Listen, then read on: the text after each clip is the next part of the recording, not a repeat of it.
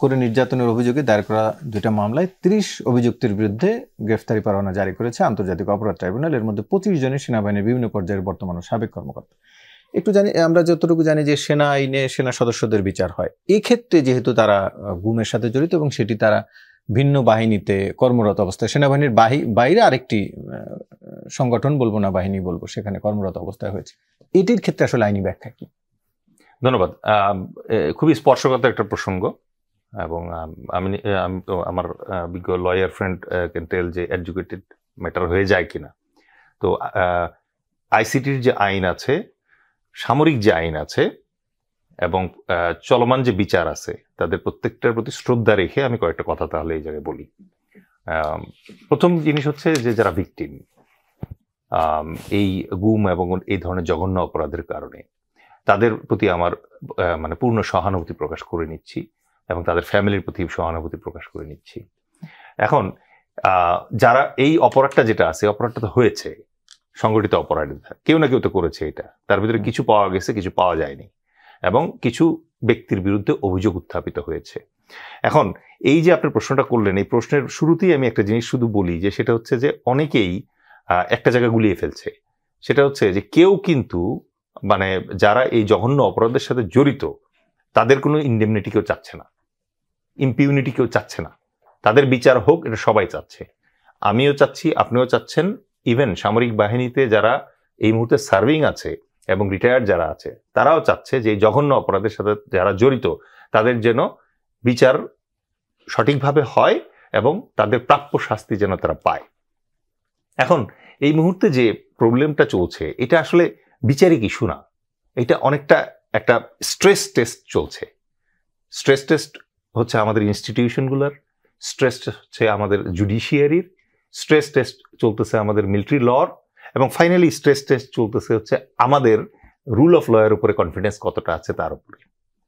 তো এই জায়গাটাতে এখন আসলে দেখার বিষয় যে আমাদের রাষ্ট্র এই যে জাস্টিস, ডিসিপ্লিন আর হচ্ছে ন্যাশনাল সিকিউরিটি, এই তিনটা জিনিসের ভিতরে এখন ব্যালেন্স কিভাবে করে, রাইট? সমস্যাগুলো কোথায় দেখেন। ফার্স্ট সমস্যা যেটা, সেটা হচ্ছে যে একটা অপরাধ সংগঠিত হয়েছে, যে অপরাধটা সঙ্গে অভিযুক্ত যারা, এখানে কিন্তু কয়েকটা টার্ম আমাদের ফার্স্টই ক্লিয়ার রাখা উচিত।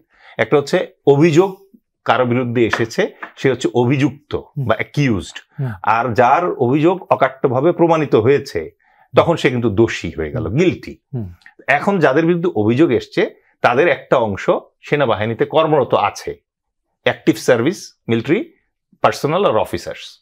এখন বিশ্বের যে কোনো দেশে যাদের সেনাবাহিনী আছে তাদের সেনাবাহিনী সেনা আইনে পরিচালিত হয়।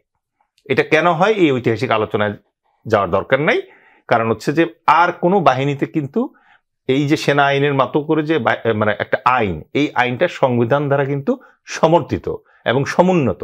এখন আমরা ওই প্রশ্নে যেতে চাই না যে কোন আইন বড় কোন আইন ছোট, ঠিক আছে? প্রত্যেকটা আইনের প্রতি আমাদের শ্রদ্ধাশীল হতে হবে, এবং সেনাবাহিনীর জন্য একটা স্বতন্ত্র আইনের প্রয়োজন আছে বিধায় তাকে এই আইনটা দেওয়া হয়েছে। আজকে যদি ভাইয়া আপনি যদি বলেন যে আমার চাকরি করতে ইচ্ছা করতেছে না, আপনি কালকেই সকালবেলায় রেজিগনেশন লেটার দিবেন, পরশুদিন থেকে আপনার কর্তৃপক্ষের সাধ্য নাই আপনাকে আর অফিসে আনার, আছে? নাই। আমি 2018 সালের শেষ ভাগে রেজিগনেশন লেটার জমা দিয়েছি, 2019-এর সেপ্টেম্বরের 27 তারিখে আমি চাকরি ছাড়তে পেরেছি। This is military law. কারণ আমার গেজেট সাইন করে যখন আমি চাকরি পাই, একদিনে 1 ঘন্টা চাকরি পাই নাই।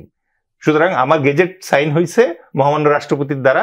আবার আমি যখন আমার রেজিগনেশন পাঠিয়েছি, এটাও স্টেপ বাই স্টেপ রাষ্ট্রপতি পর্যন্ত যাবে, রাষ্ট্রপতি সাইন করলে পরে আমি চাকরি ছাড়তে পারবো স্বেচ্ছায়।